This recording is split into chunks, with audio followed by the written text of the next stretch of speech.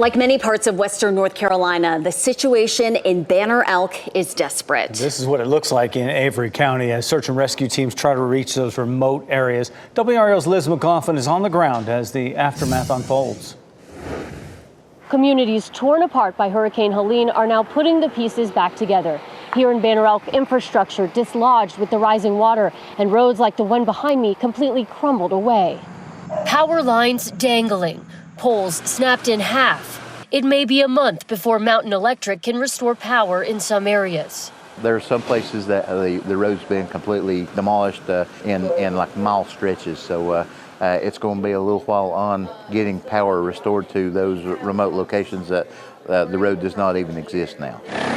Emergency response workers say search and rescue efforts are still underway. Our workers have been great as far as volunteers, and it's local volunteers.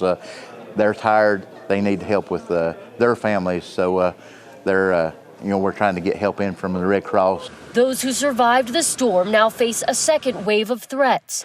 Access to water, oxygen, and medication, and a lifeline for emergency services. It's the not knowing what's happening around you. It's not knowing if help is coming. Fosco resident Sherry Trice can only leave her home on foot. We were able to get diapers. As one of the few with cell service, she's been helping to coordinate volunteers and pleas for help. This is an issue of life.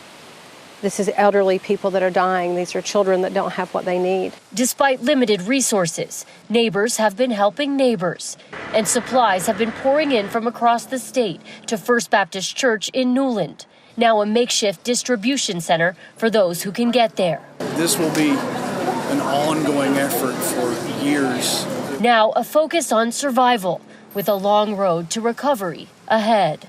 This is a small town with a population of about 1,000, but that swells in the high seasons with tourism. Activities such as leaf peeping, rafting, and skiing attract visitors from across the country.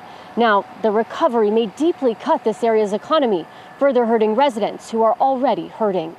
In Banner Elk, I'm Liz McLaughlin, WRAL News. We are getting our first look on the ground at the devastation in the Black Mountain area. WRAL's Brett Neese is live for us. And Brett, we know you're in Asheville right now, but you traveled for hours by ATV and on foot to get some of the Guerin Creek community there. And Jeff and Renee, it was an unbelievable journey. The fire chief there showing us the worst of the damage. It's devastation that is hard to put into words. Not much is left of Wade Wright's community.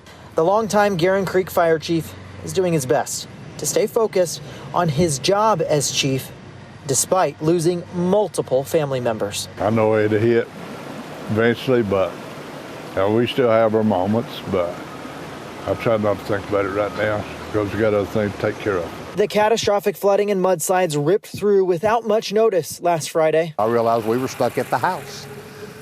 And in trying to save things and everything, the water rose so fast and got so strong that I just had to grab a post and hold on. And when it got up to about this close to the ceiling, I got worried that I was going to run out of air. We heard countless stories of survival like Bud Marlowe's. Two women and their dog were inside one of these homes as it floated miles down the mountain. This is where it ended up. The people who found them say it's a miracle they're still alive. I mean, we've had floods, but nothing like this. Despite the horror, the community is proving to be resilient, setting up a shelter at a nearby church. We're trying to get something a little more organized right now. We're not FEMA or anything. There, residents can get fresh food and water, and thanks to one man's Starlink, they can let loved ones know they are okay. That's the reality, is that not everyone made it. The search for those missing only growing more desperate with each day. At least 5 urban search and rescue teams with dogs are in this community alone. A community essentially wiped off the side of the mountain.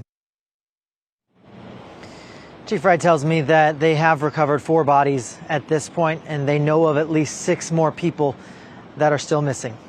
Live in Asheville, Brett Neese, WRAL News.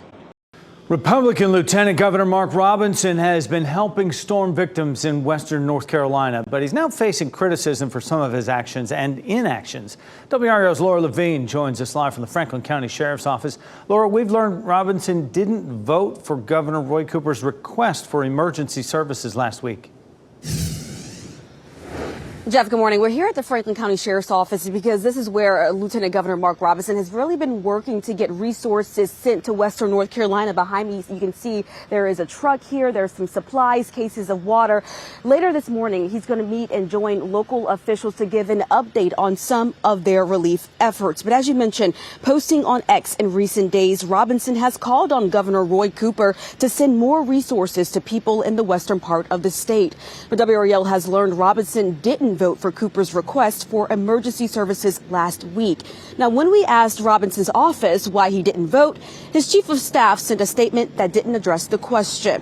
Former Governor Pat McCrory criticized Robinson for needling Cooper in the middle of a crisis, telling our NC Capitol team, quote, "This is not a time for criticism. This is a time for working together. You don't do that while they're still in the middle of search and rescue and recovery."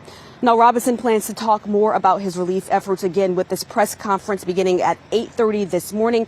For more on his response and his efforts to help the people in Western North Carolina, you can head over to the WRAL NC Capitol section on WRAL.com. Laura Levine, WRAL News, live in Franklin County.